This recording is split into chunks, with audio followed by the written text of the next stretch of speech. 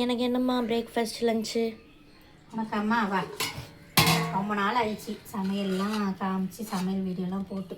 நேற்றே என் பொண்ணு எனக்கு குஸ்கா செஞ்சு கொடுங்கம்மா அப்படின்னு கேட்டா.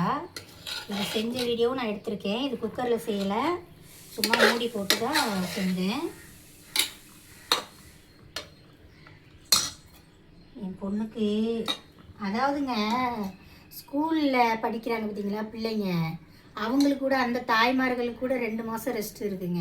இந்த வேலைக்கு போகிற பிள்ளைங்க இருக்காங்க பார்த்தீங்களா, இந்த அம்மாங்களுக்குலாம் ரெஸ்ட்டே கிடையாதுங்க.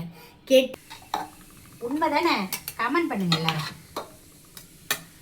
இந்த சிக்கன்லாம் நைட்டு சிலவங்க வாங்கி ஃப்ரிட்ஜில் வச்சுலாம் பிரியாணி மாதிரி செய்வாங்க.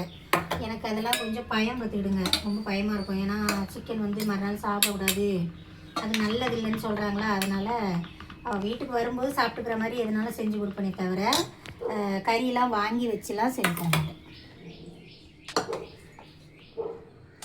செய்கிறாங்க, அது ஒன்றும் தப்பு இல்லை, செய்கிறாங்க தான்.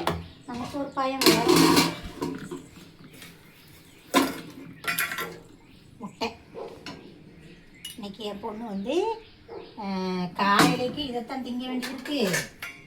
என்ன மத்தியானத்துக்கும் இதைத்தான் சாப்பிட வேண்டியிருக்கு. இல்லைன்னா காலையில் ஒரு சப்பாத்தி செஞ்சு கொடுப்பேன், மத்தியானம் ஏதாவது சாப்பாடு செய்வேன். இன்றைக்கி அப்படிலாம் செய்ய முடியல. அம்மா 2 வேளைக்கு இந்த பச்சடி வச்சுக்குவோண்ணா. ஓகே.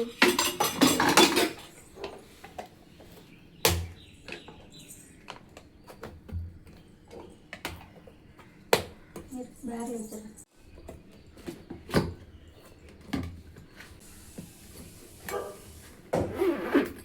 இன்றைக்கி என் பொண்ணுக்கு ப்ளைன் குஸ்கா செஞ்சு முட்டை தயிர் பச்சடி வச்சுருக்கேன்.